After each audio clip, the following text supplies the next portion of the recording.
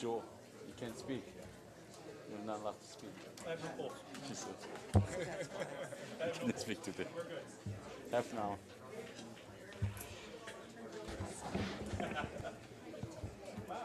Okay, I'm going to start. I now reconvene to the regular meeting of the Board of Education at 7 p.m. with Blair, Cruz, Gagne, Schaefer, and not present. Before we begin, please silence all your electronic devices. These proceedings are recorded and may capture images and sounds of those present. Pat? The board met in closed session from 6 p.m. to 6:51 regarding conference with legal counsel, existing and anticipated litigation, public employee discipline dismissal release, public employee appointment, elementary school and high school assistant principals, and public employee performance evaluation. The board voted to appoint the following individuals by a unanimous vote of 5-0. Gabriel Ramirez, assistant principal, Don Lugo High School, effective August 16, 2019. Vanessa Friedman, assistant principal, Butter Ranch Elementary School, effective date August 19, 2019. Linda Mackesy, assistant principal, Ayala High School, effective date August 16, 2019. And Jay Hon Lee, assistant principal, Hidden Trails Elementary School, effective date August 16, 2019. Additionally, the board voted to accept the resignation agreement and general release between the district and certificated employee 8008. Pursuant to the terms of the agreement, certificated employee 8008 will resign effective August 15, 2019 by the following vote. Cruz, Gagne, Blair, Schaefer, Na voting yes. No further action was taken which requires public disclosure. Leading the Pledge of Allegiance tonight is Mr. Mackesy.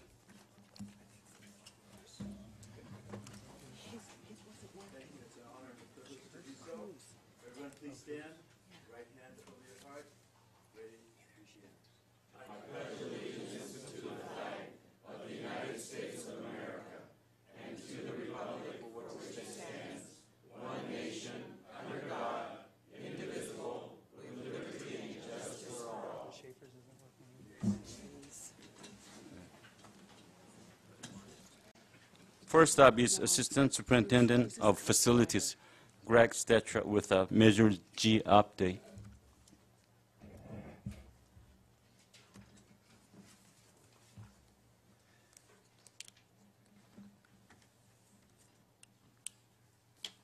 Good evening, President Na, Dr. Enfield, board members, cabinet, and members of the public. So tonight we have an update on our Measure G bond program. Some of you were not with us the last time we had an update, which was in August of last year. But tonight's update will cover where we've been, where we are, and where we're going. We've got a short video that we'd like you to see. It's a short presentation. We'll open it up for questions.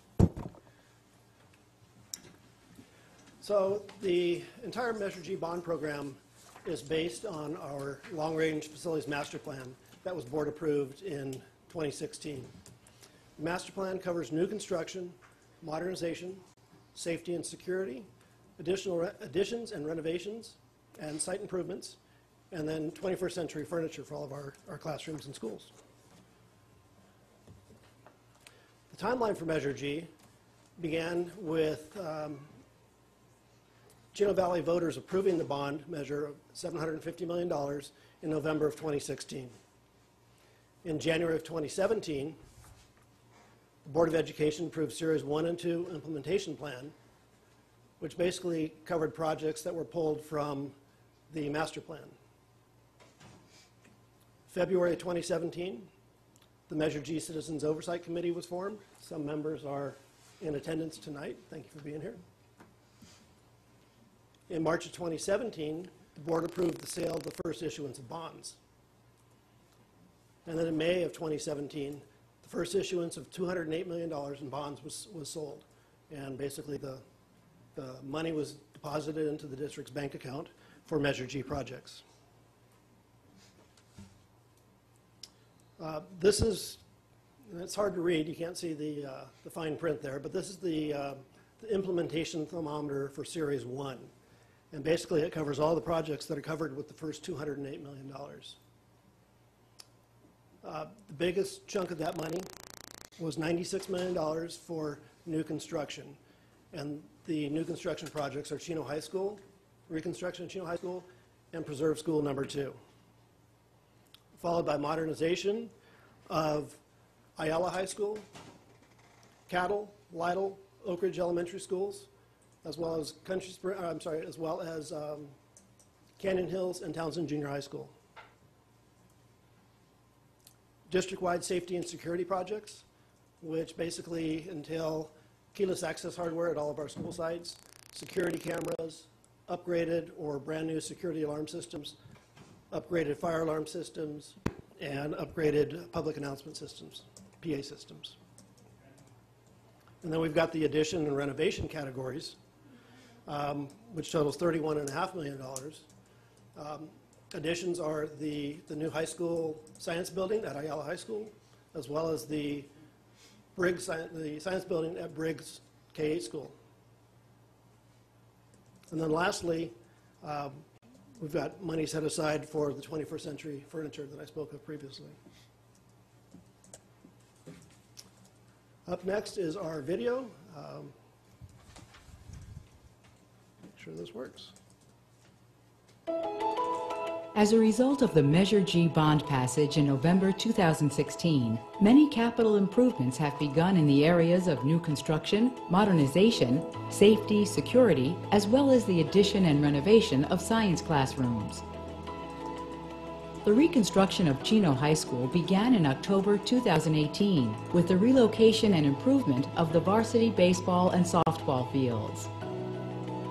Phase 1 construction will continue through 2021 for the classrooms and Phase 2 through 2023 for the theater, gymnasium, other athletic fields, aquatic center, and ancillary facilities. The first 2 phases of modernization at Cattle, Lytle, and Oak Ridge Elementary Schools are now complete. Students began the new school year in newly modernized facilities, including classrooms equipped with 21st century furniture, technology, and security upgrades.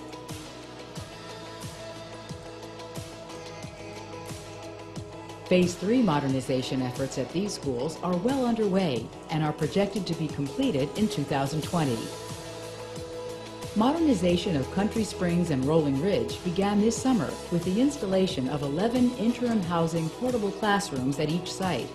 Students and teachers relocated temporarily to these portable classrooms while renovations take place in the permanent buildings. Classroom interiors have been demolished and prepped for new roughed-in utility infrastructure. Installation of improved safety and security measures began in early spring and is completed at all high schools. The high schools are now equipped with security alarms and security cameras. Keyless access to classrooms are now operational with coded keypad for extra security on exterior doors. Single point of entry modifications have been completed at every school site with the recent completion of work at Cal Aero Preserve Academy and Ayala High School. The next phase of safety and security upgrades will commence at Woodcrest, Magnolia, and Ramona Junior High Schools this fall. The construction of a new science building with 14 classrooms is underway at Ayala High School. The structural steel has been erected with framing of the building underway. Completion of this state-of-the-art science building is scheduled for spring 2020.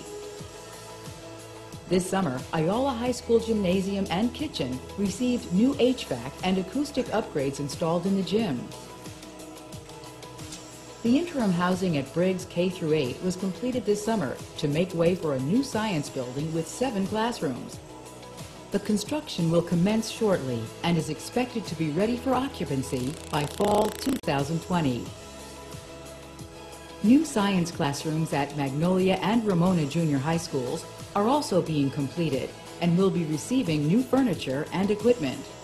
Classrooms will be ready for students later this fall.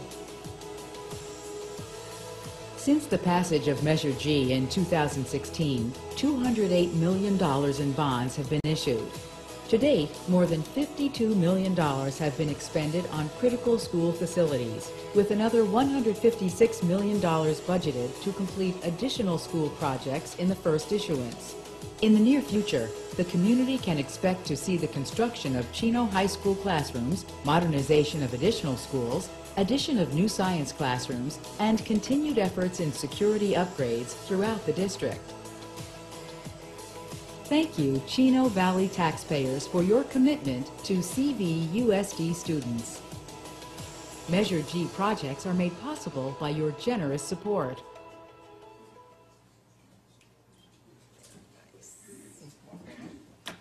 And with that, I'll open it up to any questions you might have. Board members, any questions? Mr. Schaefer? That's not me. No? Oh, then mine, let me see, yeah, so we're switched. It's me. Mrs. Schaefer? Oh, don't start that. Hey, Mr. Stachura, I just have a quick question regarding the sound. Is that only for the official, the campus, or also extends to the football fields, the aquatic center, because some of those systems, sound systems are. With the PA systems you're talking Right, about? right. Yes, that should cover the entire campus at any school site that it's going into. And we have had some problems in the past where an announcement would be made at a school site, but they couldn't hear it in the stadium or Right. other parts of campus. Oh, okay, so they were all included They should be covered, yes. at all 4 high schools? Yes. Okay. We'll follow up just to make sure, but yes. Okay, thank you. Any other questions from the board? Seeing none? Great job, thank you. Thank you. Next and final presentation is from Assistant Superintendent of HR, Rich Rideout.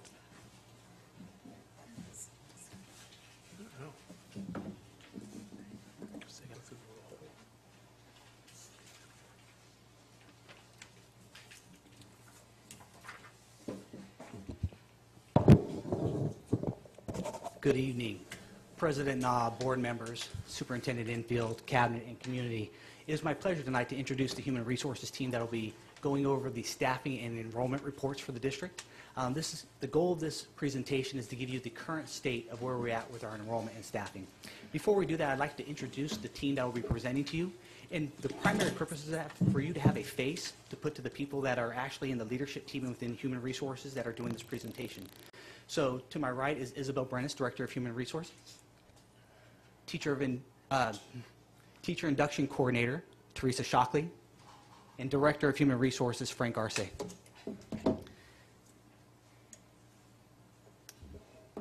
Starting out, I would like to point out where our current state is in terms of students district-wide.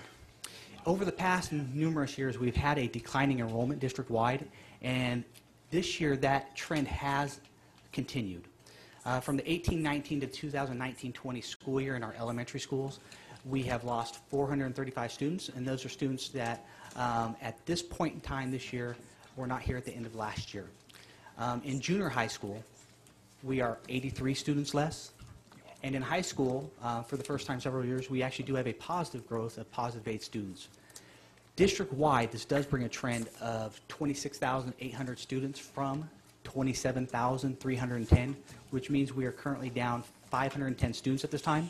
Just so you know, these numbers will grow up probably through Labor Day, where they will start to stagger off a little bit there. At our elementary sites, you can see these are the specific locations and what has happened to the enrollments from the 2018-19 school year to the 2019-20 school year. Throughout the district, you do see a decrease in students, and this is a trend that we do see where our incoming kinder classes have a lower enrollment than our outgoing 6th grade classes. And when you have that, you tend to have declining enrollment overall.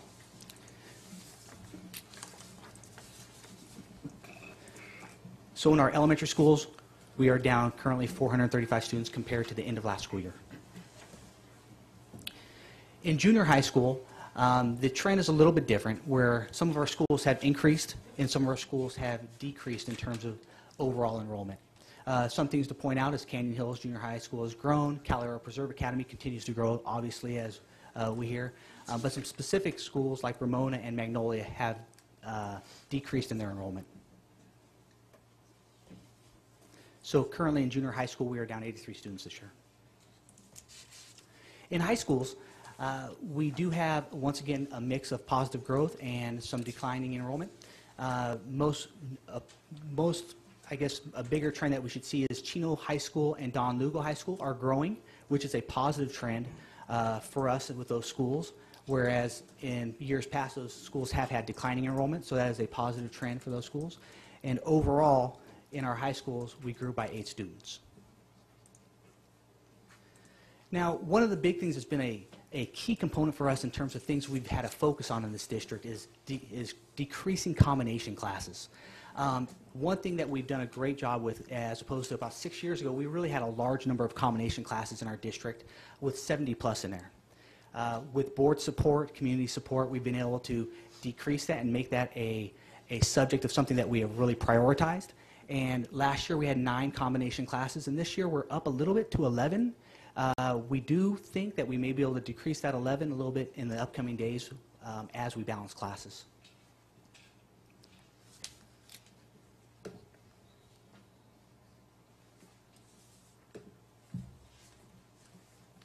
We do also want to highlight that our HR department staff works hard to make sure that we fill all the vacancies. As you know, we are a pretty large district with a total of 3,700 employees. We have 1,379 certificated, a little over 1,100 classified, about 147 members of management, about 384 certificated subs, 241 classified subs, and 433 coaches. We also want to share with you that we're constantly processing new hires, resignations, things like retirement. Last year we had 88 teachers who either resigned or retired, and we had 25 teachers on a temporary contract that were released for a total of 113. We also want to share with you that in terms of this school year, we've hired quite a bit of certificated staff, including a counselor, 3 nurses, psychologists, and 87 teachers. And those are from various sites and departments, including special ed, for a total of 92 total certificated new hires.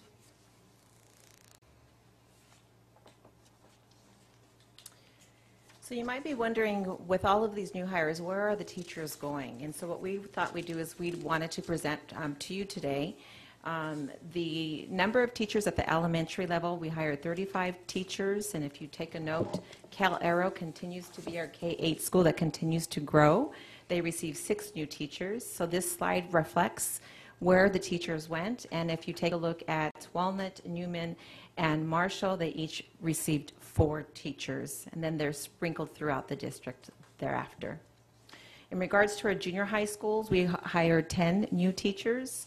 3 went to Magnolia, and Canyon Hills and Ramona received 2.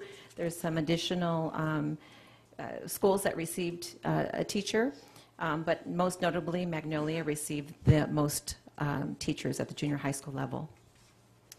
The high school slide reflects, again, where our teachers went. Both Ayala High School and Chino Hills High School received 11 new teachers this academic year. We wanted to note department hires. The number of teachers there were 8, and department hires oftentimes can stump some individuals, so I just wanted to clarify that that is special ed teachers, teachers elementary music, and so forth. So that would have went under department hires. And then for classified new hires, this slide reflects essentially the classified new hires in the 18-19 school year. So that number that you see is a total of 224 individuals that were hired for last academic year. The school sites received 154 new classified employees, and then all other employees were trickled throughout the district. If you notice 1920, it might be a little confusing because you're thinking, wait a second, there's 39 total hires in 1920. Please remember that that is the to-date number. So from July 1 to date, it's 39. We are hopeful in a lot of ways that when we get to the end of the year and do this presentation again for you next year, that you will see that it is very comparable in terms of the amount of new hires.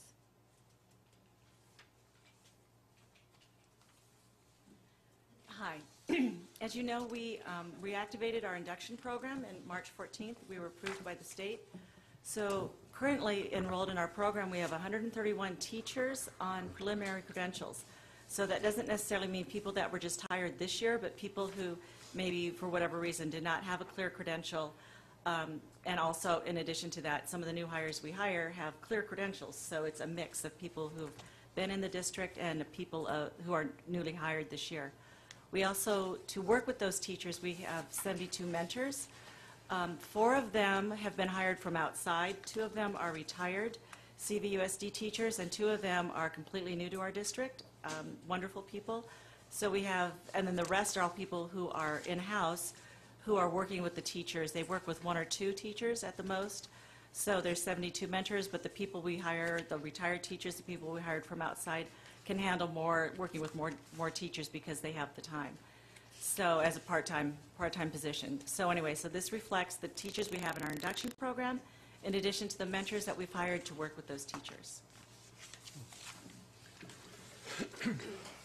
With that being said, you can see we do a lot of hiring in the Human Resources Division.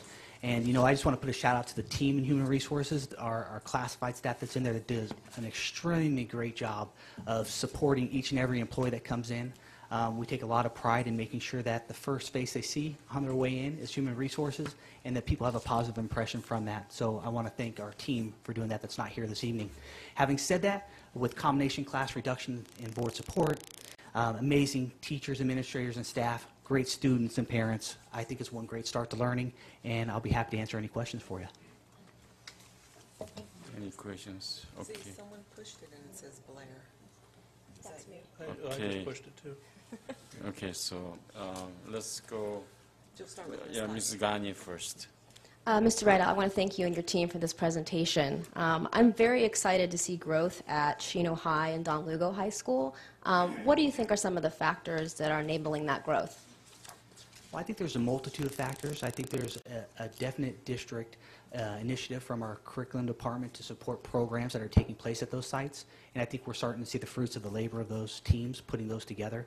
And it's just a testament to the teams at Don Lugo and Chino High School as well as the district supporting them, the families that are there, that really, I think, are moving that direction and getting students to want to be at Don Lugo and Chino and want to stay at Don Lugo and Chino. Thank you. Mr. Schaefer. Thank you very much for the presentation. Just a quick question, and actually for clarification. When you said new hires, those are not new positions. That's backfilling positions that were vacated either through resignation or retirements, correct? Or a combination? Correct, except for a new hire theoretically could be somebody in a promotional position also. So on our classified side, obviously the most positions are people looking for a movement upwards. So theoretically you could have a new hire on the classified side that may not be new to our district. Okay. In the terms of overall employees in the district, last year to this year, are we close? Have we added positions, decreased positions? Our relative positions have stayed pretty similar, considering we have declining enrollment. So you do Correct. see a decrease in overall number of elementary teachers primarily, but not as significant as the numbers would portray. So if you took an exact student ratio to teacher, it's not that same exact ratio. We have more teachers because we have a high priority from our board and our community to make sure that we don't have combination classes. And so therefore, you won't see an exact ratio, but it is pretty similar to what we've seen in our past trends. Okay, thank you for that clarification. I just wanted everyone to know that we're not adding positions even though we are in declining enrollment. So thank you, that's all I have. Okay, Mrs. Blair. And I'm not sure if you have this information on hand, but you know that quite often we receive emails about the capacity at each of our high schools.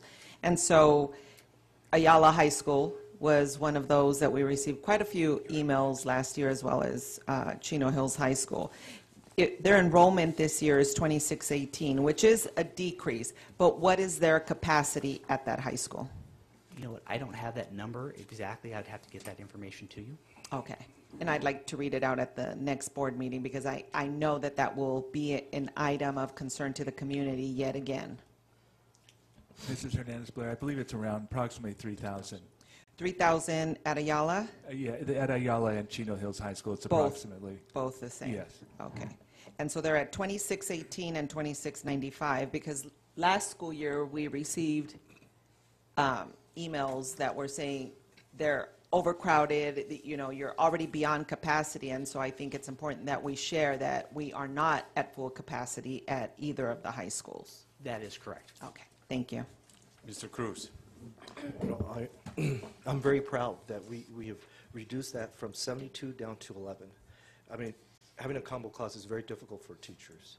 So it's an acknowledgement that, we're very attentive to the teachers' needs to reduce that combo. So that's very good. And also the mentoring. The nice thing about the mentoring that the teachers won't have to go to outside to fulfill their clear credential. They could do it here now, in-house. And better yet, clearing their credential will be tied with their educational experience. So that's more power for the teacher than if they were going out. So that's a good thing. Good job. Okay, I have a comment. Thank you. We have an audience here. Could you explain to us what 510 students represent? We're losing 510 students, so it's impacting our budget because we're funded for ADA. That is correct. Every student that is not enrolled in our district on an ADA basis would decrease our funding. About how much per student, approximately? Maybe our business? Approximately $9,000 per pupil. And that's times 510.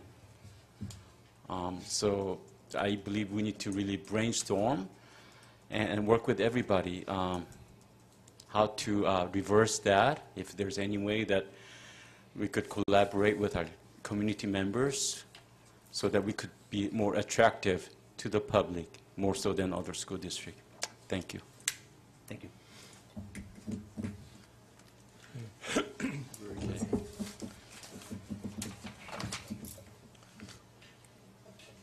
Well, now it comments from our student representative and Audrey and her first meeting.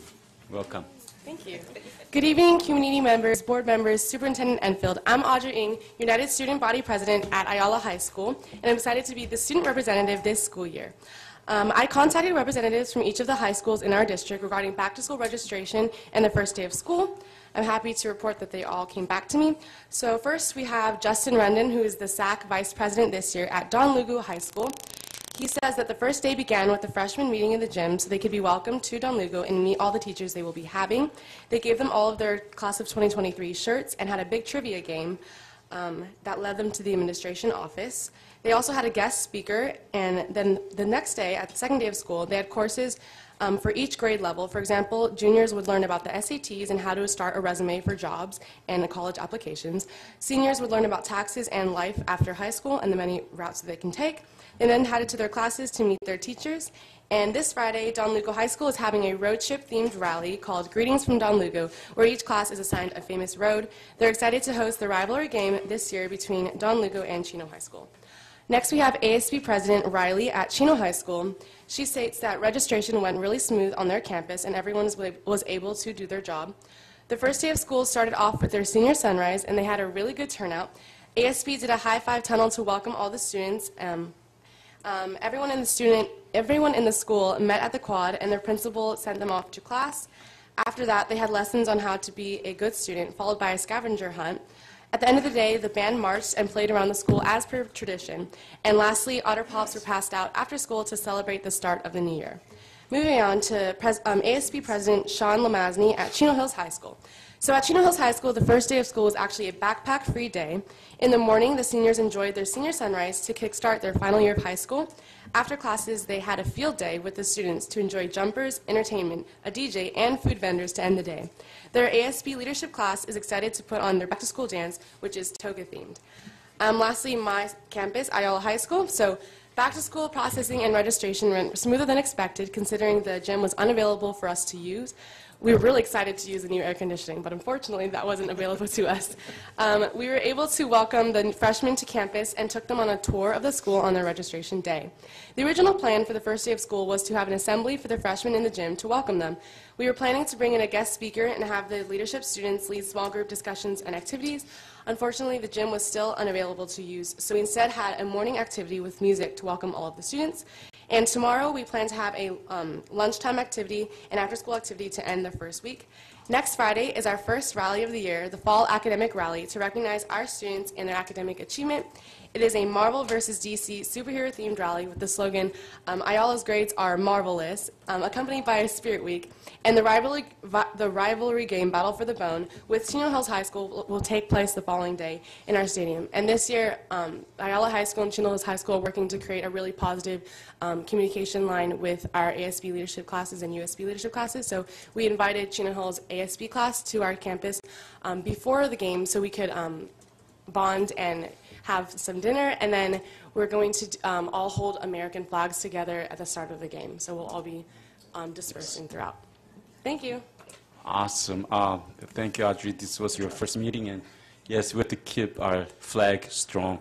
And I can see there our dad, a proud dad there. Could you stand up? And thank you for raising a good daughter.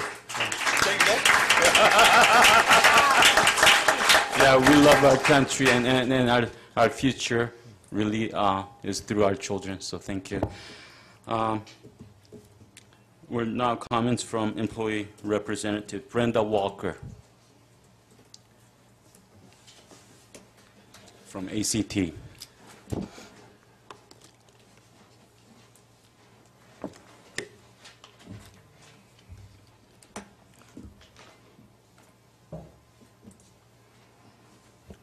Good evening, President board members, Superintendent Enfield, District Cabinet, and community.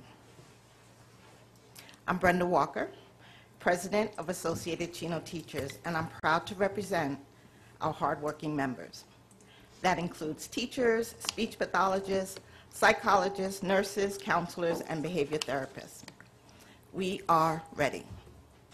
Ready to work alongside the district and our dedicated, hardworking administrators and CSEA members to support our students as they accomplish great things, experience new successes, and meet the challenges of this school year.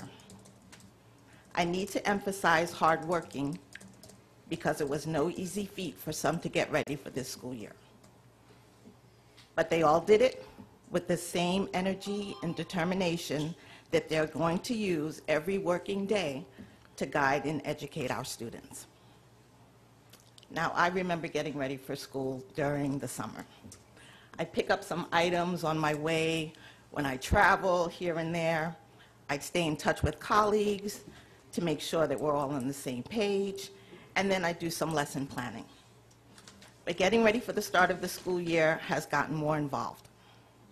This summer, educators spent hours of their time, even up to this past weekend, getting ready, getting their classrooms ready to make sure that students walked into a safe, welcoming learning environment.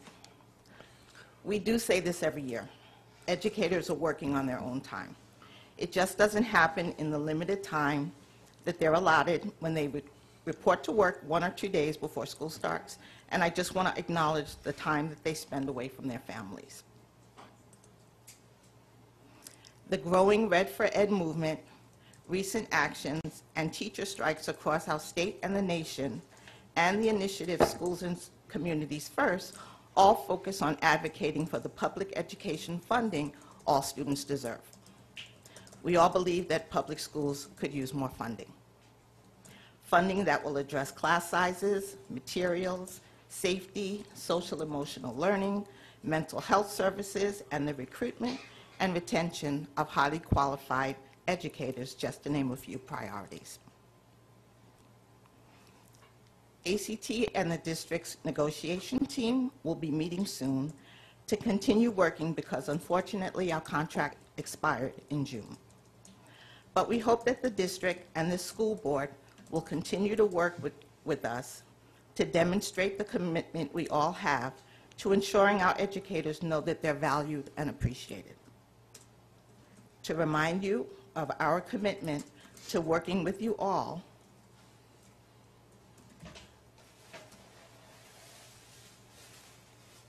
I have an ACT mug for every school board member and Dr. Enfield. This is to remind you that I'm happy to work with you, happy to meet with you for coffee, and to talk about how we can move our district forward. Associated Chino Teachers is committed to working with parents, our natural partners, and our school community to provide a year filled with active learning experiences. Speaking on behalf of the association, I want to wish everyone a really good school year. Thank you.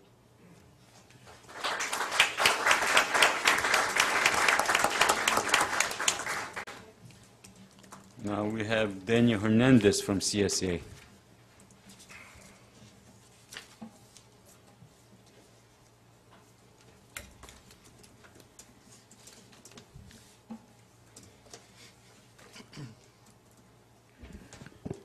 Good evening, President Na, board members, Dr. Infield, cabinet, and community. I'm happy to report that on July 29th through the August 2nd, CSEA held their 93rd annual conference. We were able to send 10 delegates, and we actually had two honored guests, Dr. Infield and Mr. Rideout. Both were invited and attended our annual conference. We hope to actually extend that invitation to the board members. It was our very first time in a very long time that we've extended invitations to guests, so it was a new process. But very happy that they both attended, and I hope they had a good time. On October 12th, CSEA's association will have an M&O Academy at Upland High School. A few of the topics that they're going to be training on is ALICE, Alert, Lockdown, Inform, Counter, Evacuate Training, Crisis Stress Management, Alcohol, Drug, and Narcotic Awareness, and Violence in Gangs. We've sent members in the past. We hope to send more again this year. Again, our Paraeducator Conference is going to be held this year in Ontario. Last year, we were able to send a handful of delegates, instructional aides to Sacramento. This year, it will be March 17th through the 19th. And again, we hope to send some members to that also. With that, it's going to go by fast. Enjoy it. And to everybody else, we, just like Ms. Walker brought out, we hope that you enjoy your year. It's going to be a great year. Staff, driving through the district, it was odd to see cars parked next to a classroom because teachers were getting ready for the school year. Staff was getting ready for the school year. Principals, admin, it was all hands on deck to try to get ready for the beginning of the school year. So we hope everybody is ready because it's, again, going to go by fast. Thank you. Good, thank you.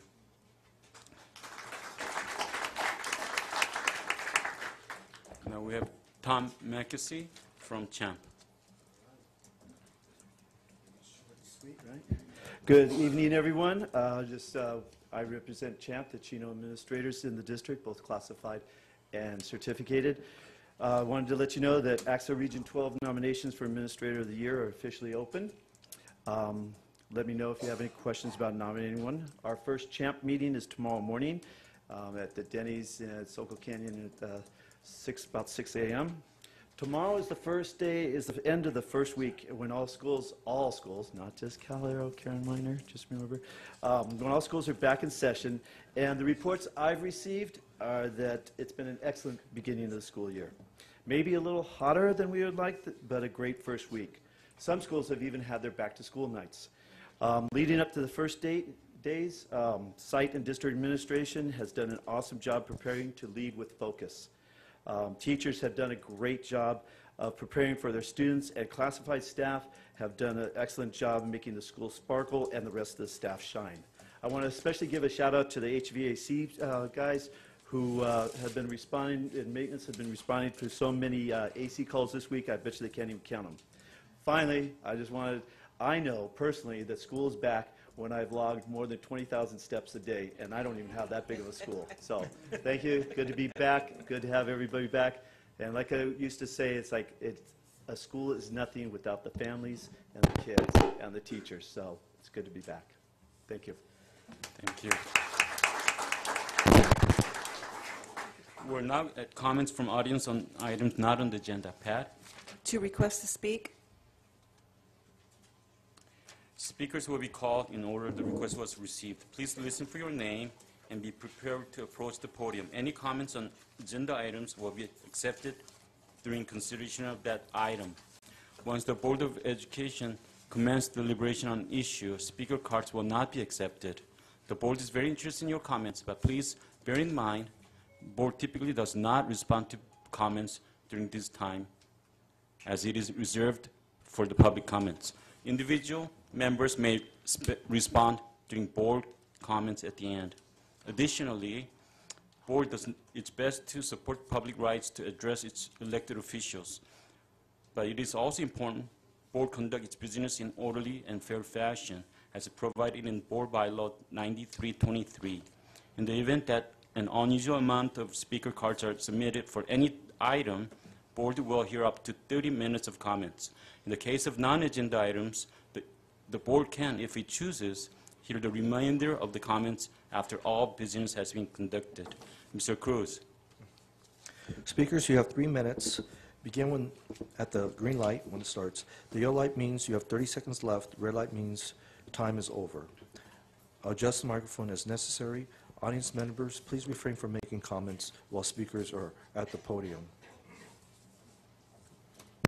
Speakers, please remember that in accordance with Board Bylaw 9323, bylaws of the board meeting conduct, remarks to 3 minutes total for all remarks.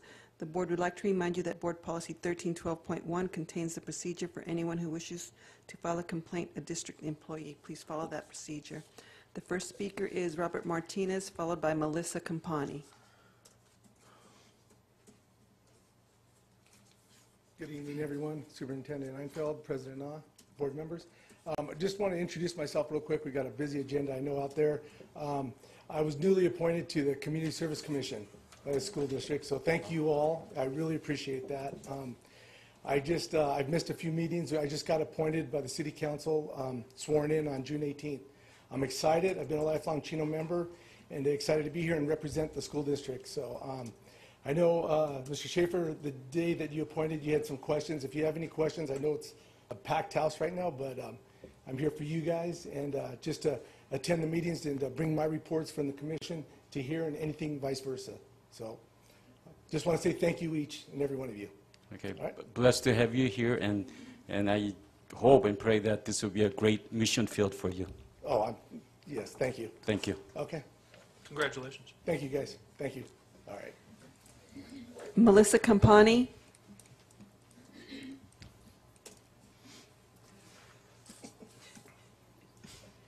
Well, good evening, President Na, school board members, Superintendent Enfield, cabinet, and community members. My name is Melissa, and I am here representing your County Supervisor, Kurt Hagman. Supervisor Hagman did ask me to come out tonight. He has an event coming up that we're hoping everyone will prepare for. In honor of National Crime Prevention Month, we'd like everyone to join us for a document shredding event. This event is coming up on Saturday, October the 26th from 9 to noon. It is free. We're giving advance notice so people have time to go through and collect their documents that they really don't want getting into the wrong hands. It's going to be nice and convenient for our Chino Valley Unified families. This event will be at the Chino City Hall on Central Avenue in Chino. And I don't know, you've probably seen one of these trucks before. It's pretty amazing. The trucks come in and everything's gone in the blink of an eye while you're watching. So that's a very nice thing. So to have an opportunity to do this is a good thing. We are asking, due to the popularity of these events, that you limit your shredding materials to 5 standard size filing boxes of documents per vehicle. And that's it. Thank you very much. What was the date again? Oh, that is October the 26th from 9 a.m. to noon. Just to chime in, I wanted to wish everyone a very happy, healthy, and productive school year. It also coincides with the city of Chino. I just got this information. They hold every second and fourth Saturday of each month to hold hazardous waste program. And so it coincides on the same day as our shredding event. So bring all your hazardous waste. Yes, as well as all your shredding events done. Thank you. Thank you. That's it. That's it? Okay. Oh, no, Action items. Pat, please announce the item.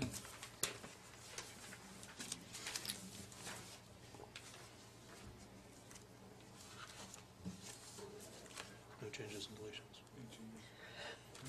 There are no changes and deletions. Thank you. Item 2A1, public hearing regarding the sufficiency of instructional materials 2019-2020-10 for Cal Aero Preserve Academy K through 6.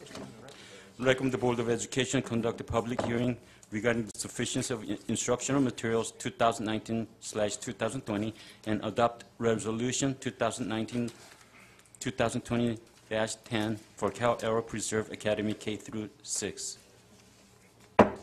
I now open the public hearing at 7:45. Do we have any speakers? No speakers. Seeing none, I now close the public hearing at 7:45 p.m. Now for the adoption of Resolution 2019/2020-10, may I have a motion? So moved. Moved by Mrs. Gagne and seconded by Mrs. Blair. Any comments and questions? Seeing none, all those in favor say aye. Aye. Opposed? Preferential vote? Passes 5-0. We're now at consent items. Pat, are there any speakers on consent items? We have 7 requests to speak on consent items regarding item 3C2. Great.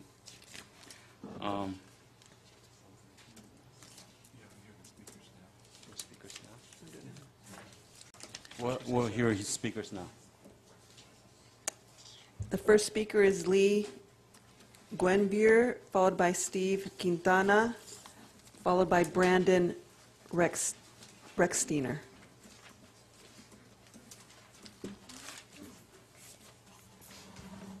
Good evening, President Na, board members, staff, and members of the Chino Valley family of school district parents and all.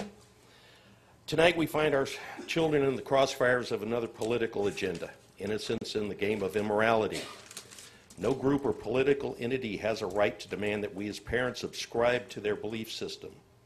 Let me state that in the simplest terms, our children are ours. We use the public school system to assist in the academic needs of our children. The moral compass of our children is ours to set. It's our responsibility, not the government's. We seek counsel from our religious communities to foster our children's moral compasses. As educators. Can you not see the cause and effects of California's current minor laws and divisive rulings? This new curriculum is an advancing their subversive and divisive agenda in many ways in attendance may not know exist. I'm referring to the California minor consent laws. Minors of any age may consent regarding areas that include pregnancy, contraception, abortion, emergency medical services, rape services for minors under the age of 12 years, and skeletal x-rays to diagnose child abuse or neglect.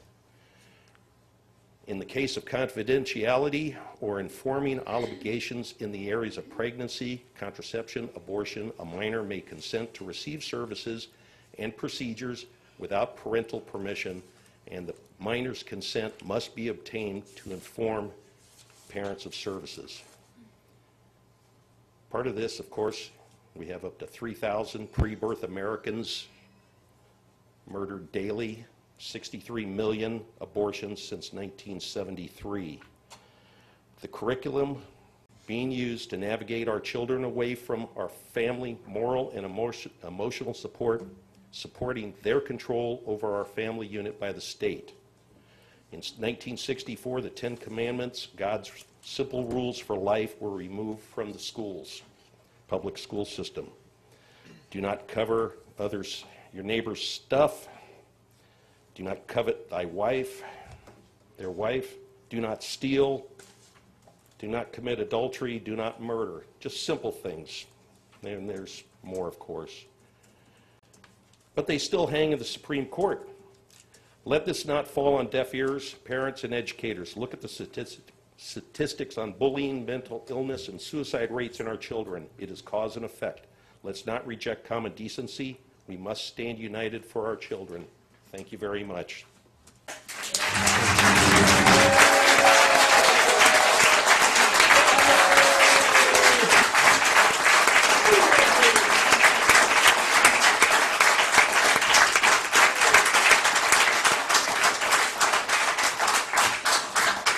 Steve Quintana,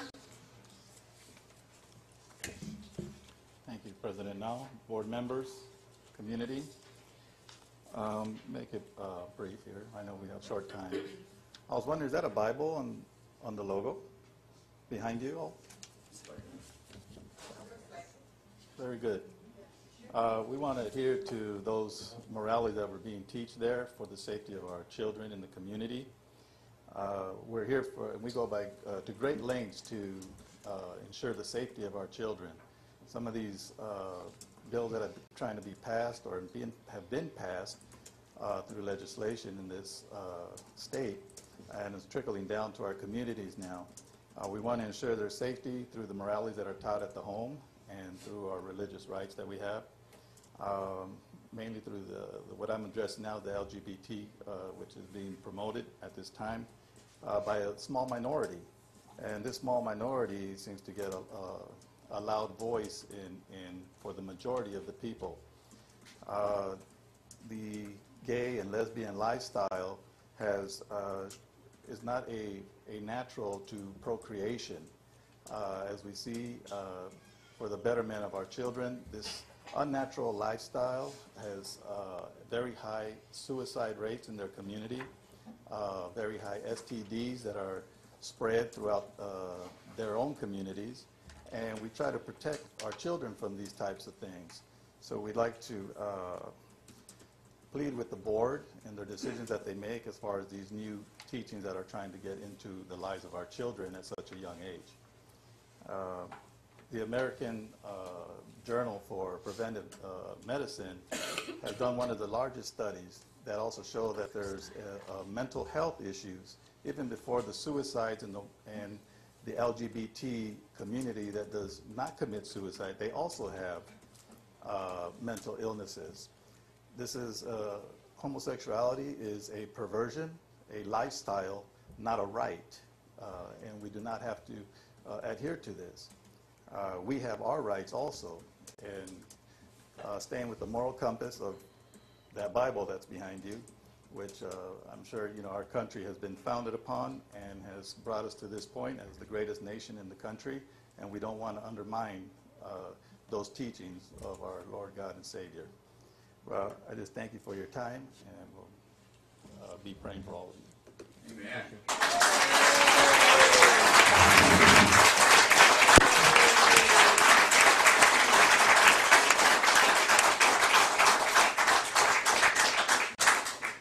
Brandon Recksteiner, followed by Jason Gorospe, followed by Lisa Carson.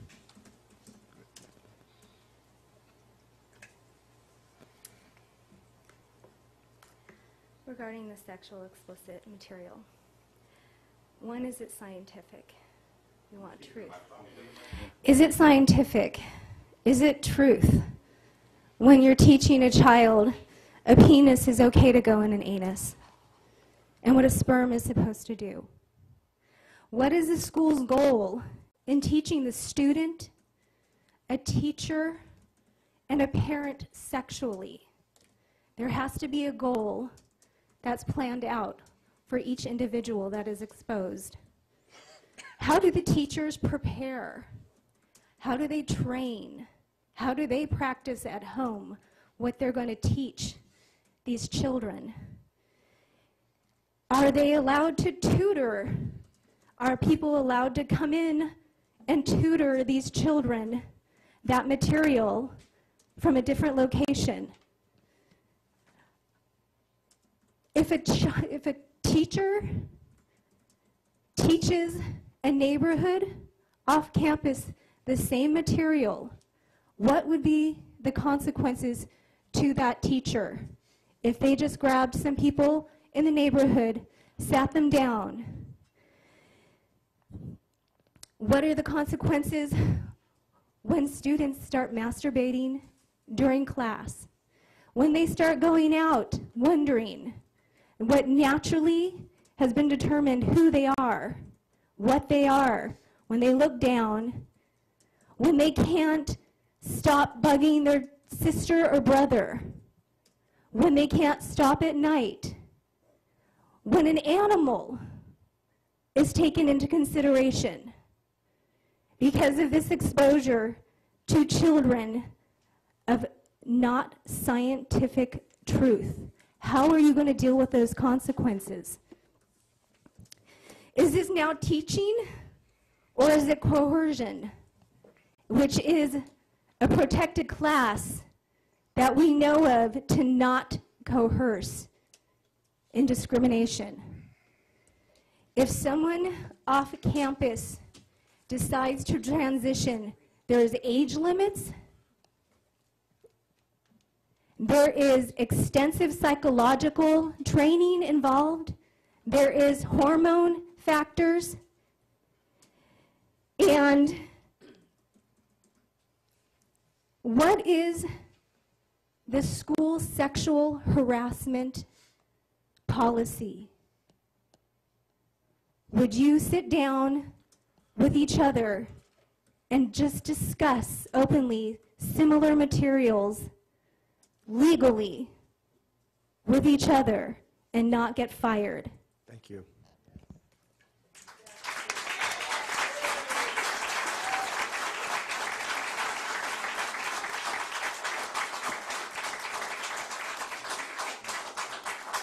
Jason Gorospe, followed by Lisa Carson, followed by Gina Gleason. Hi, good evening, Board.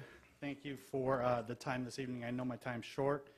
I had a lot of notes here, but I'm just going to cut it down because a lot of my predecessors made some good comments already. So I believe, and my opinion is, that the purpose of education is to develop our children intellectually, that's reading, mathematical, and science skills, economically, with job preparation, and socially, that's civility and also integration. Let me preface by saying I'm not prejudiced nor racist, even though that might be a popular view that's being pushed by the media today. But we can agree to disagree, and that's an okay thing. And I'm just going to get straight to the chase. Okay? This curriculum is a direct and coordinated attempt to engineer and shape our children's way of thinking and opinion of sexuality and sexual preference. Okay? Children are innocent and naive. And adults, we can handle it, but that's not why they're trying to push this down our children. The LGBT community knows this. They are trying to shape their way of thinking because they need heterosexual families and children to survive. Okay? So, with that said, they have to make it acceptable. And it's not now just acceptable, it needs to be celebrated. Okay?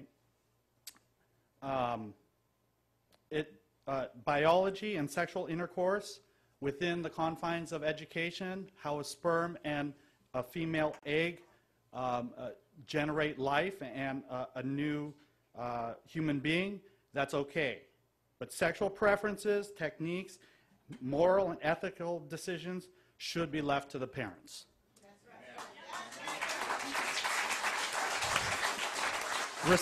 I respectfully and sincerely hope that this board will listen to the opinions and wishes of their constituents, which is the citizens of Chino and Chino Hills, and vote accordingly.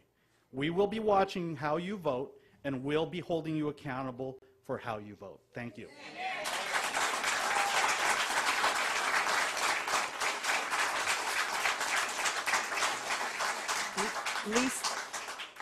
Lisa Carson, followed by Gina Gleason, followed by Jennifer Zhao. Oh my gosh, I'm so nervous. I'm a loving grandma, and I guess when I learned about all this, I started looking at the books. And what I saw that caused me to come here was that the books were going to teach my children about fisting. I had no clue what fisting was. Fisting evidently is putting your fist up your anus. And I am just floored to understand or wrap my head around how that is of any benefit or value to my child, up and over having "thou shalt not murder, thou shalt not steal" on the wall. What benefit to our community does that provide or give to anyone? And there's no answer for it. But you're the stopgap. You're the stopgap from this AB whatever didn't fall down from the sky. There are individuals who thought this was good for our kids. This isn't good for our kids, and it's a small group of people. And you're another small group of people, but what we need to remember is it's not inanimate objects doing this. It's people doing this to people. So each of you has a name, and each of you will be accountable, just like I'm accountable to my children for what I do and how I raise them. You're not accountable to them, and the people in Sacramento aren't accountable to them, but this is not good. This is not healthy. We have, a convicted pedophile who just killed himself over child trafficking potentially coming up. So we have child sex trafficking going on, and we're trying to sexualize our students, and we don't need to do this. I beg you to be a stopgap. There's a Mack truck coming. We're standing in front of our kids, and you can do that with us, or you can hop in the passenger seat of the truck. Please stand with us and help bring some sense into protecting our kids. Thank you.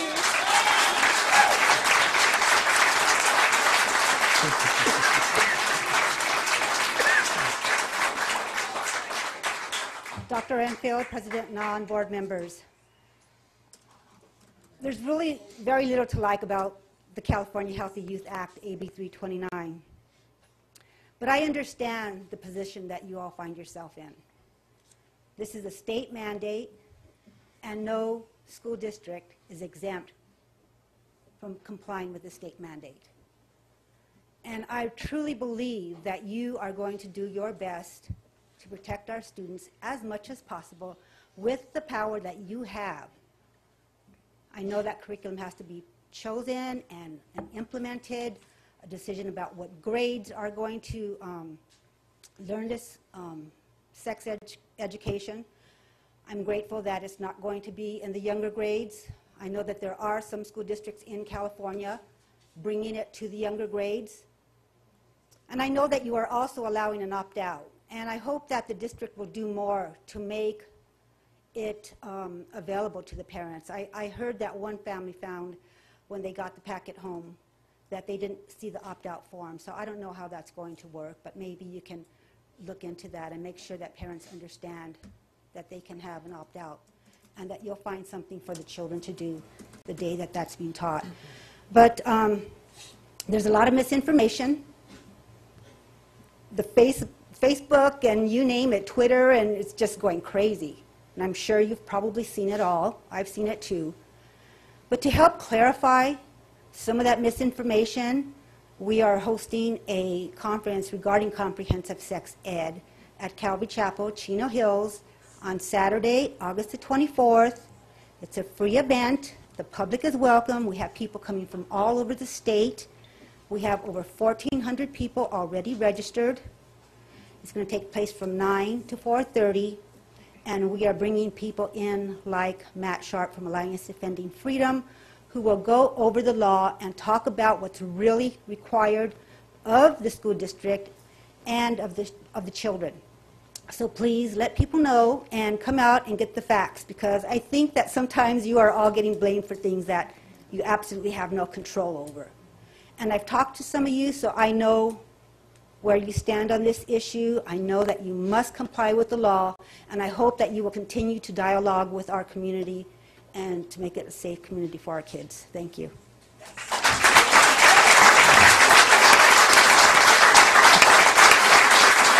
Jennifer Zhao.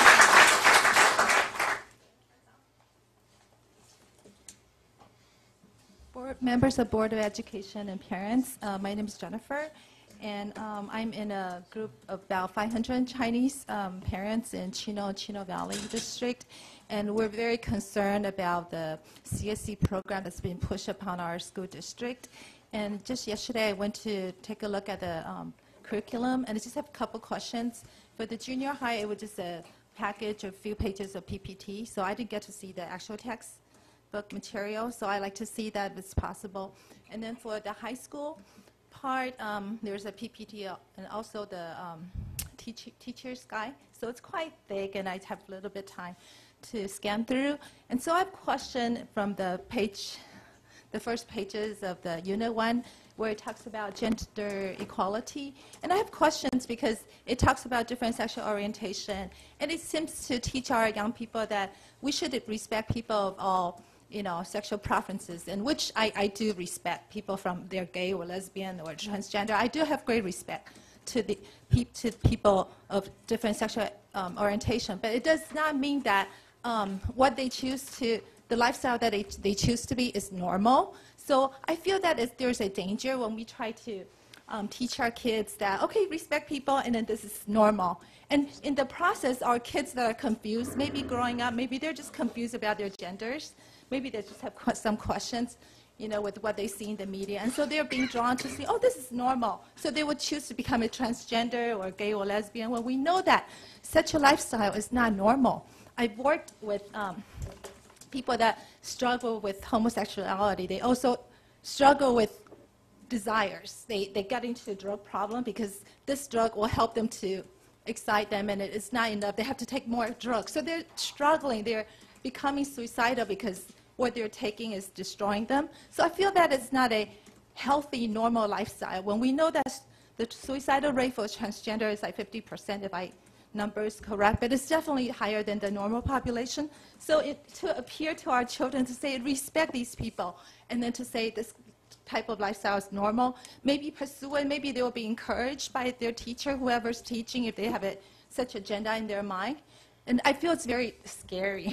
So that's something I would like to, our Board of Education to consider this curriculum. Because I looked through some of the material, it looks really good. And that's really frightening because a lot of it's good stuff, but you mix it with a lot of lies and people have deception. And the kids will grow after a semester of taking a class with this teacher, their instructor. Kids will respect their teacher. They will follow their teacher. Their teacher may be funny. And to mix with some good stuff and then with something that are really bad. And that's misconception. It will lead to a lot of deception for our children. So that's what I'm concerned. So I will oppose this material, even though I looked at other ones, and I feel like this one's more conservative. Thank you. That is also very scary and frightening to us.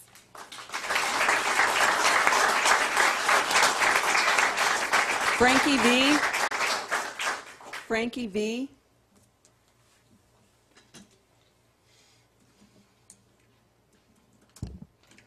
Good evening, Board and Superintendent. My name is Frankie, and I'm an 8th grader. Family life taught me about how my body will change. The first time I heard anal sex was at a meeting with Miss England, along with sexual pictures that she claimed are being shown. And just to clarify, what they show at,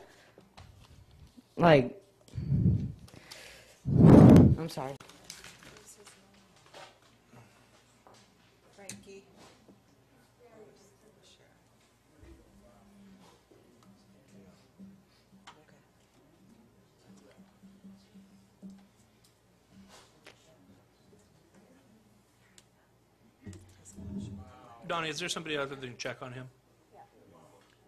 Oh, she did. Thank Okay. you. Any more speakers? No, but I need to read for the record a change on one of the items. Item 3D2, page 66, agreements for contractor consultant services. Under contract F-1920-029 Placeworks, correct the amount to read $59,252. Okay, now we're at consent items. Board members, do you have any polls? Mr. Cruz? 3C2. 3C2. Okay, that's on page 46. Mrs. Blair? The same one. Okay, yeah, we go. Mrs. Gagne? Same poll. Mr. Schaefer? No polls. And I have the same poll. So the remaining, may I have a motion? So moved. Second. Moved by Mrs. Blair, seconded by Mr. Cruz. All in favor say aye. Aye. Aye. Opposed? And preferential? The motion passes 5-0. Now, item 3C2, page 46, Mr. Cruz. And I move that motion. Do you have a second? So moved. Second? Oh, second. Yeah, Mrs. Blair, second. So now, Mr. Cruz, 3C2. I've always believed that was the Bible as well. So, you know, when it comes to, when it comes to the sex education, you got one big problem, and that is that there's no standard. So, ultimately, at the end, anything goes.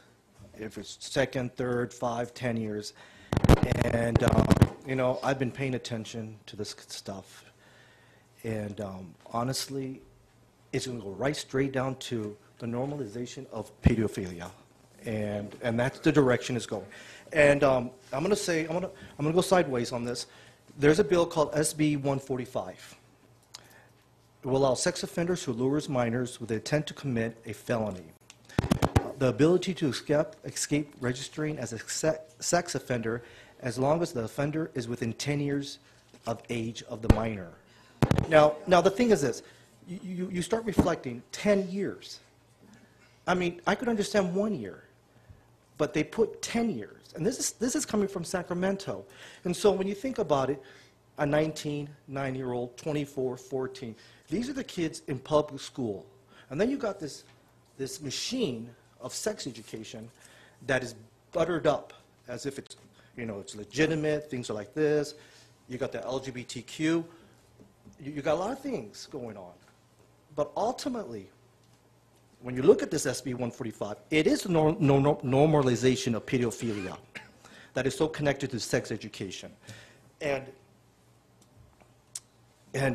when you look at all this stuff, I mean, it's not going to end at LGBTQ. It's going to go further. And down when you pay attention to what's going on out there, the hybridization of humans and all this, this is going real deep. And ultimately, what we're really down to it's really about man versus women's standards, what they want. But the problem is that everybody wants everything, or God's standards, where we uphold certain values that keeps humanity in a safe, protective area. Because you let go of all that, you're not going to have a civilization or humanity anymore.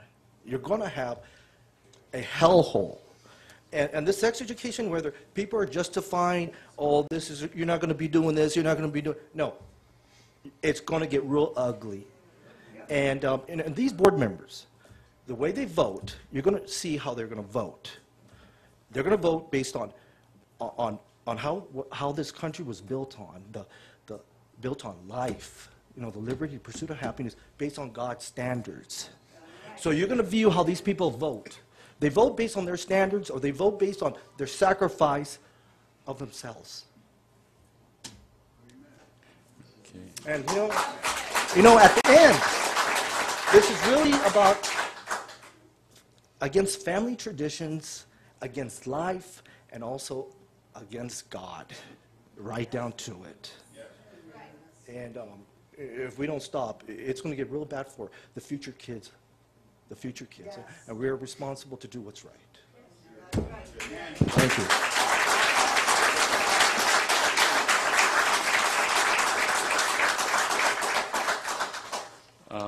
Mrs. Blair. It was mentioned that a parent or some parents indicated that there was no notification regarding the portion of the curriculum to opt out. And maybe what they were looking for was a separate form, but it's not. It's in the student handbook. That's where you can find it, and the handbook is about 30 pages, so I don't know that any parent who's received the registration packet has read the handbook, but some of us have, so you can find that. So that is where you are notified when the sexual education portion of the curriculum will be taught. It's in the student handbook that's provided to each student. Notification will also be distributed to the students in their classes. Parents are also notified approximately a few weeks before the sexual education curriculum will be taught. As a parent, one of the questions has been, as a parent, can I opt my child out of the district's comprehensive sexual education, prevention, education and positive prevention plus sexual health education for California youth curriculum. Yes, parents and guardians have the right to request in writing that his or her child not attend the sexual health education, prevention education of the course, and I would recommend that if you haven't seen anything, that you contact the school. It's real easy to make a phone call. If it hasn't yet been provided to you, you can do that. We have a Q&A that I believe was uploaded to the website. Dr. Enfield, was it uploaded or just on social media? I don't believe it's been uploaded to the website. Okay, can we But do that? The opt-out form is on the website in 3 different areas. Okay, can we upload the Q&A that was? Yes, we can put it in there. Okay, right now would be a good time. How were the district sexual health education materials chosen? The curriculum was reviewed for suitability, compliance, and alignment with the state's mandates for instruction by the district's curriculum division. The curriculum materials were also reviewed by a superintendent advisory committee and the secondary curriculum coordinating council. Who was on the superintendent's advisory committee? The superintendent's advisory committee was comprised of 5 members, 1 member appointed by each of the board members on this dais. Everyone had an opportunity to provide their input during these discussions. Teachers are allowed to bring in supplemental materials, but they must align with the stated curriculum. Please don't judge our teachers. Don't question whether they are suited to do this job. They've done it just like they have any new curriculum that's been provided from the state. Does the district sexual health education curriculum include information about LGBTQ relationships and gender identity, gender expression, and sexual orientation? Yes, it does. And I want to remind individuals, especially elected board members, that we are here to represent every student. Anyone judging these children also has to answer to a higher power. It's not just those of us who are about to vote. You are judging your neighbor's child. These are children. Whether you accept what they're dealing with or not, the fact remains that the 5 of us elected up here are supposed to represent every student. Teachers have to educate every child. We're not supposed to get involved in their preferences. We're supposed to ensure the safety of every student. No, we are not. That is not why I'm here. I'm not here for that. Please quiet down. I'm not. Let's finish the meeting. Thank you. As a parent, can I opt my child out of the portion of the sexual health education curriculum that involves gender identity? No, you can not opt out of the provision that applies to the entire sexual health education curriculum. I heard there's pornography in the district sexual health education curriculum. It is a lie and misleading to say that the district teaches pornography. The district is not teaching pornography. The distribution of pornography to minors is against the law, and teachers would be subject to arrest and termination if this were the case. All the materials taught as part of the sexual health education curriculum have been approved by the state of California Board of Education and abide by state and federal laws. See, I'm respectful. I'm respectful. I'm respectful. Mr. Na, point of order, please. Point of order, please. Point of order. Excuse me. I would request that the audience please refrain from making comments. You had your opportunity during public comments. This is now the board's time to express their opinions. We were respectful and listened to you, and we would like that in return, please. And if not, then I'm going to... Donnie, would you please escort that gentleman out? No. Okay. Shh. Okay, you're done? Okay. Mrs. Gagne. Thank you, President Na.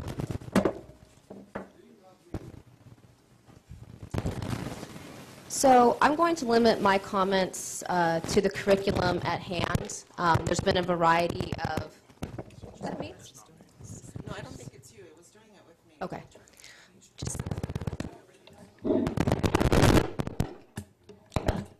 All right, there we go. So I'll start over. So my comments are just going to be limited to the curriculum at hand. There's been a variety of topics that have been discussed here this evening, and I want to bring us to discussing the exact curriculum being used by this district.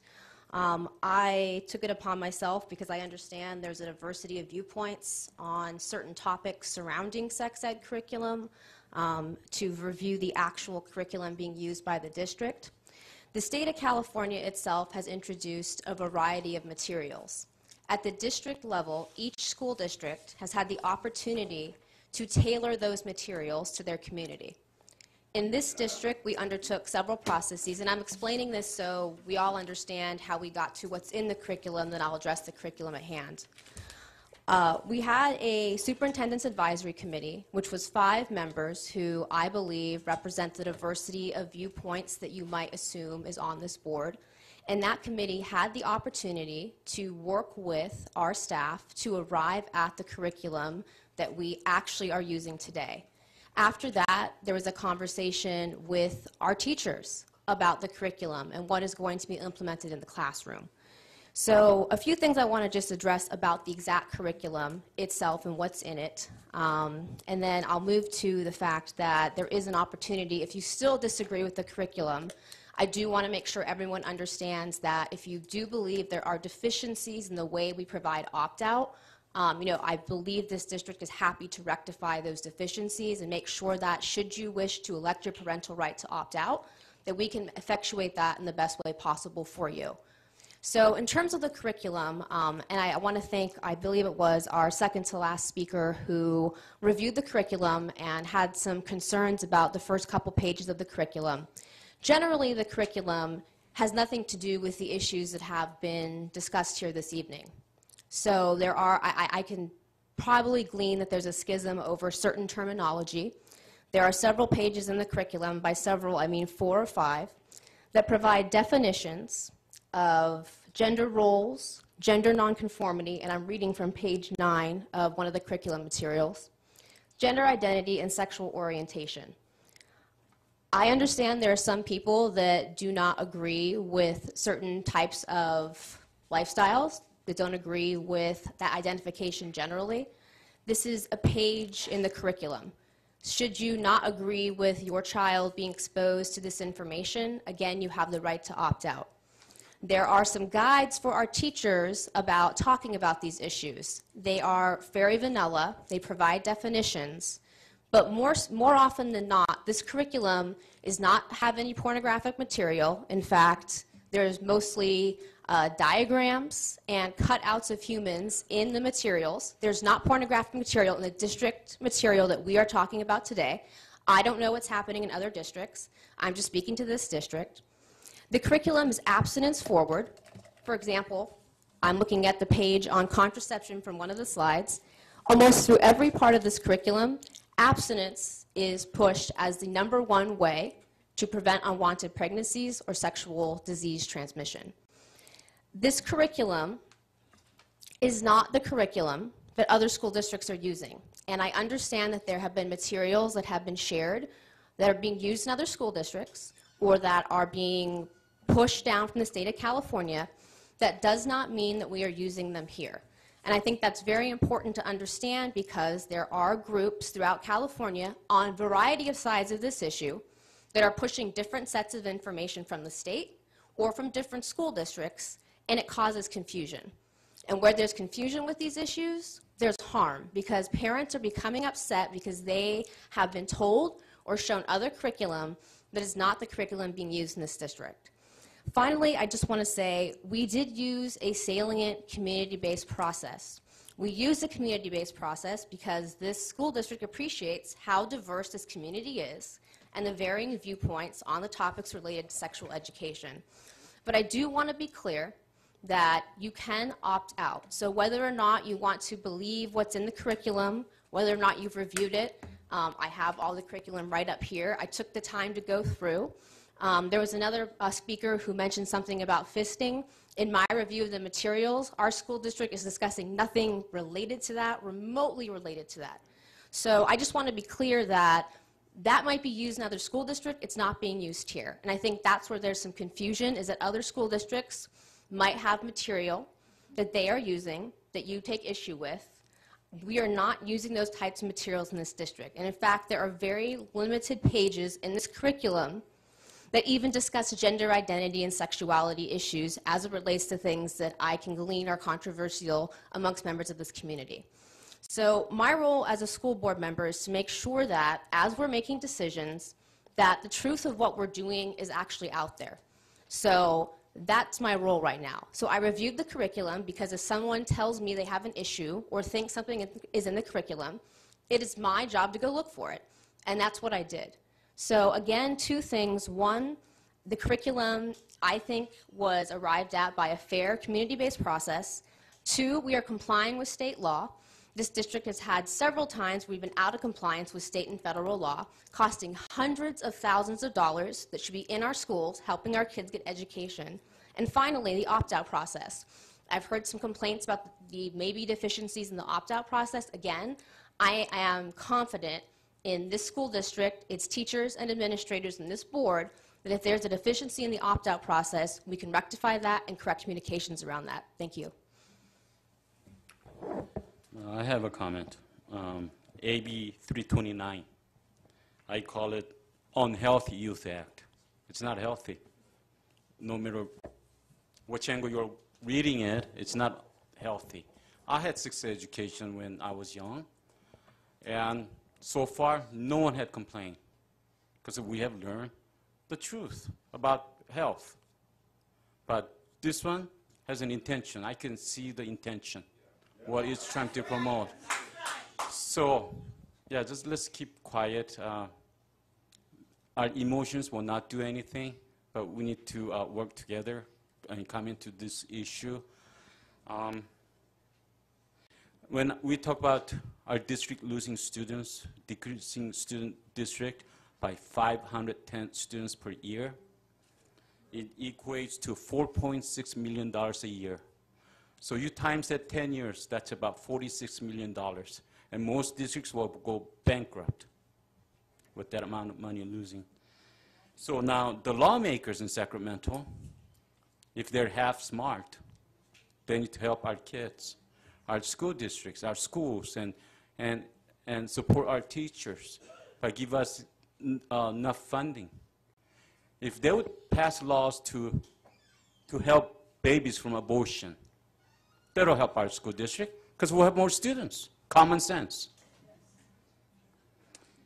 If they give more parent rights and do the right thing, going back to basics, our common value, family value, the respect and honor, we'll have more students. We won't have parents sending their children to private schools or home schools. So they miss the mark. They're wrong. Now, our district, we have a special district, special staffs, and we're blessed to have them. Our cabinet members are awesome. They truly represent your value, I believe. However, when you looked at their intentions, their X-rated materials they're trying to distribute to every way possible to the districts that are unable to speak, those weird districts, they got into that business. And they're going to promote it, like spreading cancer. So this is a great alert for each one of us. And we need to stop complaining. These things had happened because we were busy with life, other things. But when it happens, the bad things come in. So its time is ripe.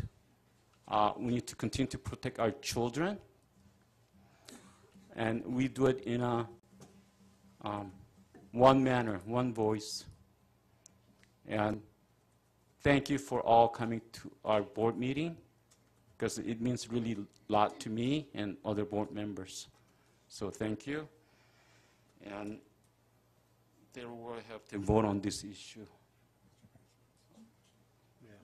You want to speak? Okay. Yeah, I want to speak. You know, okay. It's good that you don't trust the system, because the system, it's crazy. And when we look at Roe versus Wade and where we're at now, it's post-abortion, so you can know where this is going. And you have the right to feel this way because this is your gut telling you we're moving the wrong direction.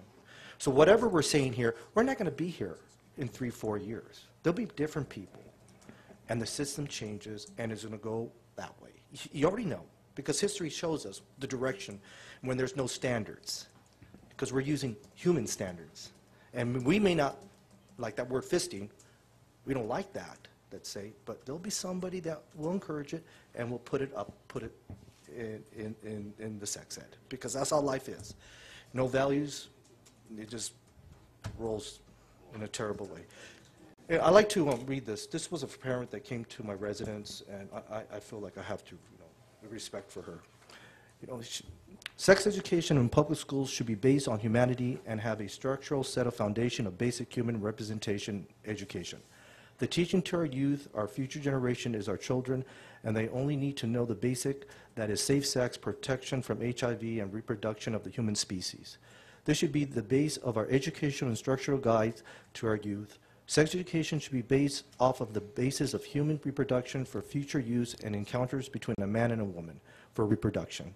All other sexual desires, experimentation, exploring choices should not be taught to our youth at this time as they are growing and are not fully mentally developed as of yet.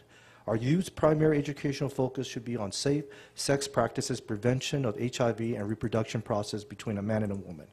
All other sexualities, not bad, but at this point in our youth life, they need to think as sex more from a brief explanation rather than build desires to explore at their current young ages.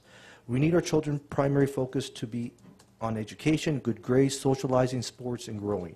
We need to protect our children, so we need to keep sex education to the basic reproduction process for future use, not current encounters. College classes offer more detailed, in-depth explanation of sexual desires and behaviors and exploration as our youth become more curious about sex and desires. As adults, they can exercise the right to learn more in detail about sex in college classes.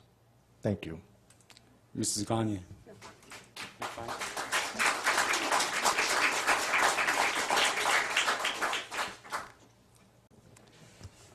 I have a comment. All life matters. Everyone. Amen. Knowing that, we need to go a step back. Why there are so much of divisions and violence and inequality. Because I believe this society is teaching us it's okay to kill innocent babies. Now, innocent babies that are related to you, not related to you, whether they're colored or not colored children, may be placed in a different value system. And that's not right. So when we go back to the basics, the things will be restored. We need to save innocent lives. Can you imagine if we had an abortion clinic for our pets, dog and cat? People would go crazy. But we're letting the human to do that. Some people say, don't tell me what to do with my own body. And some people buy that argument. But I'll tell people, if you cut off a piece of your pinky, it's going to hurt you, it's going to give you lots of pain. What if part of your ear? Same thing. But when you take the life of a baby in the womb, the woman, the mother, does not feel a thing because the baby is not part of her body. These are the facts that needs to be taught in schools. The school says we're coming from one germ. We're not human beings, we're just germ. Advanced from insects to animals, and we're one of them. Is it right? No. So now when we believe in that, false, and we're silent, now some crazy people think, instead of teaching them these weird things in the bedroom to adults or their own children or grandkids, they want to spread this to all of us, saying it's right. It's like, now we're passing the law. The sun, now call it moon. But it feels hot. It's just sun, but it's just law. You cannot call it a sun anymore. It's a moon. Now, there are children that come to our counselors for many, many personal reasons, and they get really helped. We have excellent teachers, excellent counselors. There are laws they're trying to pass where you could not help the kids who needs help. Why? Because they have an agenda. So can't you don't help? They'll be confused. Even the animals, they help their young ones. They protect young. Look at the bear, mama bear. What does it mean? We need to go back to the basics. So thank you.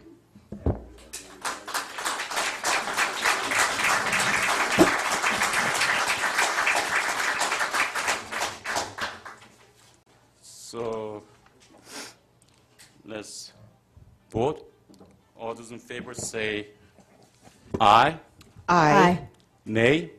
Nay. And preferential?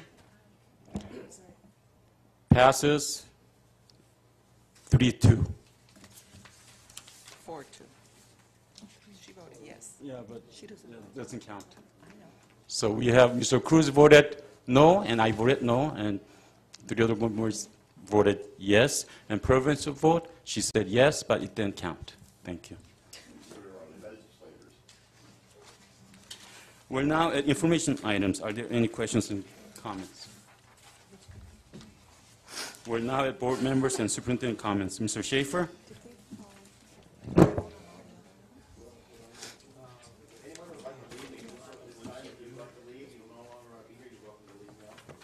Pat, did we vote on all the other items? No, we didn't. We didn't. Oh, we did? Yeah, yeah, Oh. yeah. We did. Go after second, huh?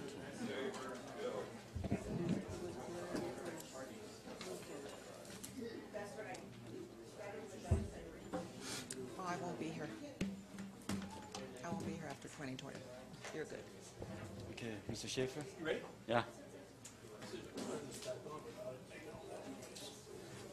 It's just and Pat, I think it was mine. Yeah. That was part of the problem. Mine is. We'll take maybe a couple minutes for, recess. No? No? Let's just go. You ready? Okay, go, yeah. We'll do it quick. All right, I'd just like to welcome everybody back to the 2019-2020 school year. Things seem to have started off well. No major glitches. I look forward to working with everyone to make this a great school year and a successful one. I'd also like us to all please keep in our thoughts and prayers the young Chino Hills High School student who was struck on his bicycle after school. Thankfully, he is going to recover and be okay, but I'd like us all just keep him in our thoughts. And I know Ms. Orozco, our former longtime board member, used to read out a lot of the retirements at the meetings. Although I'm not going to read all of them, I would like to highlight one. She has a special place for our family. Mrs. Claire Burris, retiring from the district after 29 years. She's a longtime kindergarten teacher at Rolling Ridge. She was actually my daughter's kindergarten teacher. I can remember going in and volunteering in her room and thinking it was, to me, utter chaos. And to her, it was just her realm. She was at home there. She loved it. And she was able to get all of those little kindergartners to do exactly what she wanted. And I still, to this day, am amazed because I never heard her raise her voice. I never heard her get upset. And she just had a calmness about her. And so I do wish her the best in retirement. This district, our family, our students, they were extremely fortunate to have her in our district. On July 20th, I attended Freddie Rodriguez's community open house. Cinnamon Rodriguez continues to be a valuable resource for our district. His staff is always open to discuss issues that are facing us and other entities within our district, and I appreciate their support. I also had the opportunity to meet with Chino Hills Mayor Cynthia Moran and City Manager Ben Montgomery. We were in preliminary discussions about some opportunities potentially coming up for some of our students for some real-world exposure and experience in municipal governance. And so we're going to continue looking up and down the state. There are some pretty good programs already in place, and we're going to continue to look at those. I will keep you updated. Committee reports, Baldy View ROP, we met last night.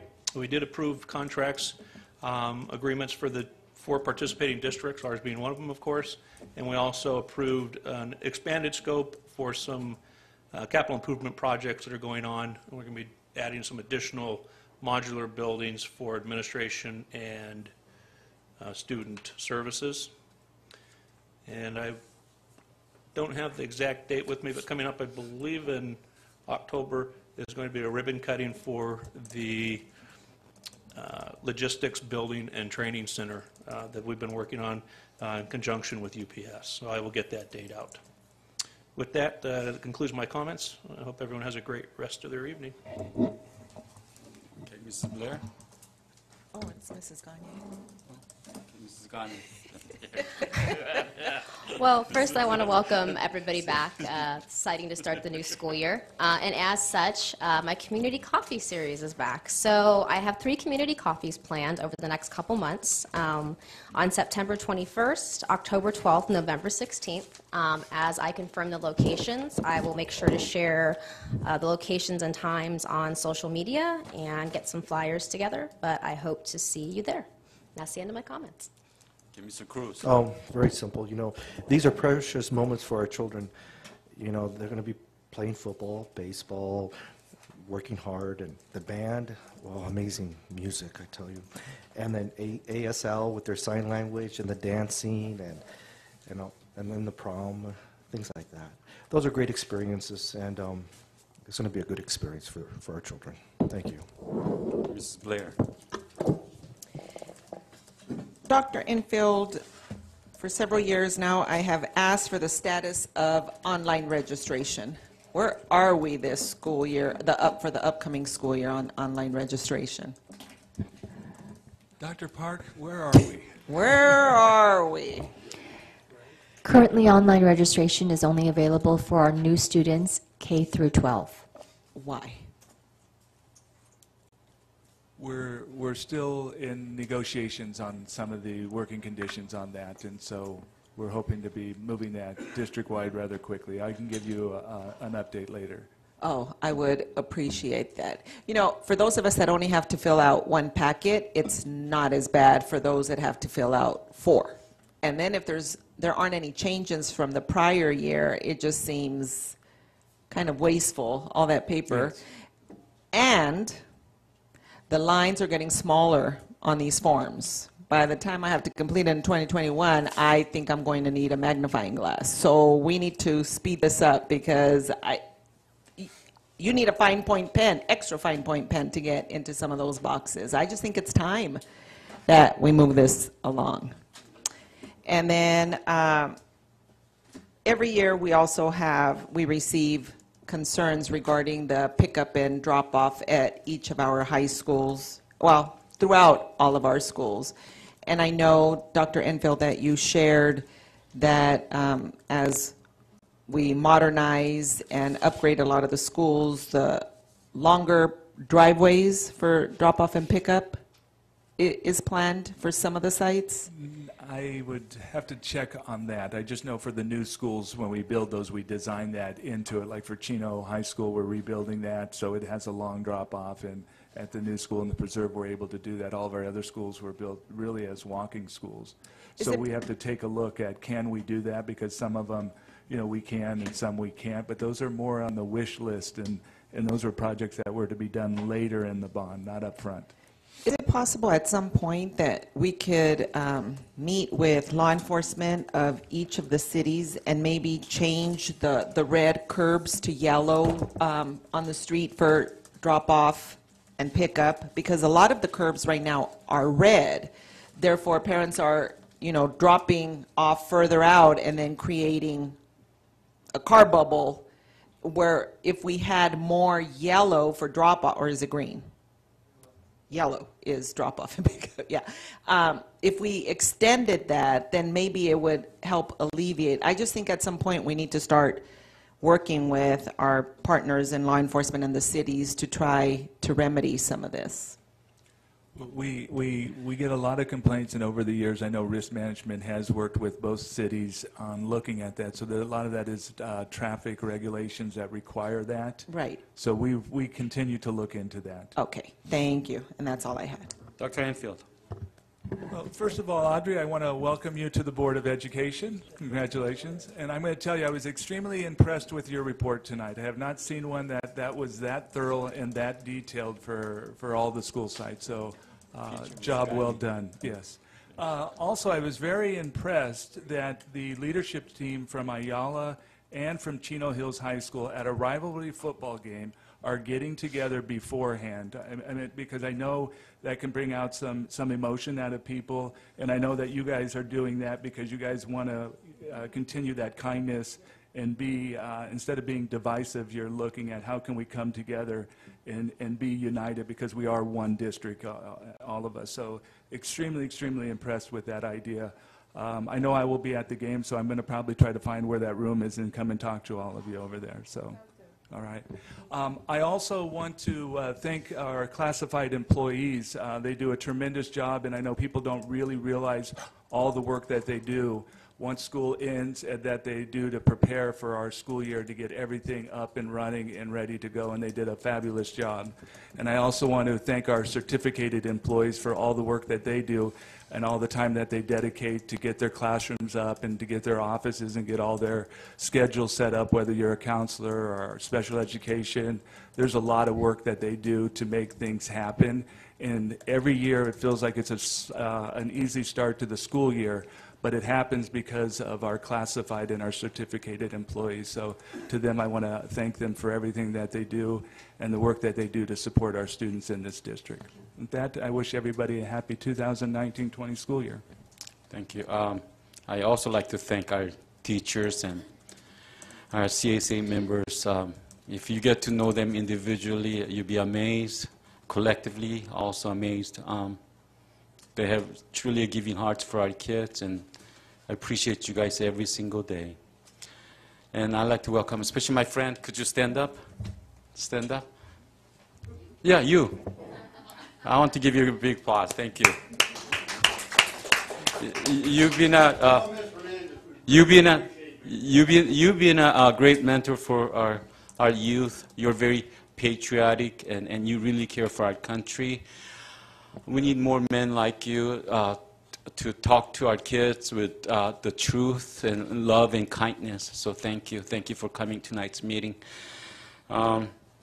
I'd like to also acknowledge our staffs and cabinet members having a great training for new admin and all the principals. It was such a great work, and I thought we didn't need any outside help, especially from Sacramento. Oh my gosh. But I think we have the best cabinet members and best leadership in our school district, and I have that pride, and because of you. And Ami, you please stand up too in the back, our communication director. I'd like to give you a big hand because you and Dr. Enfield is a movie star, and we look so good, even though we're not that good looking, except Mrs. Gagne. She looks good. But then you guys made our district really out of darkness in terms of the communication-wise. People acknowledge your work, because now I'm not really good in computer. You can't turn on barely anything. However, I hear lots of good comments that our district is changing in such a different manner that we are doing a great job in communication side. So thank you for what you do, and truly you're a blessing to our school district. With that, I end my meeting at 8:48. Thank you.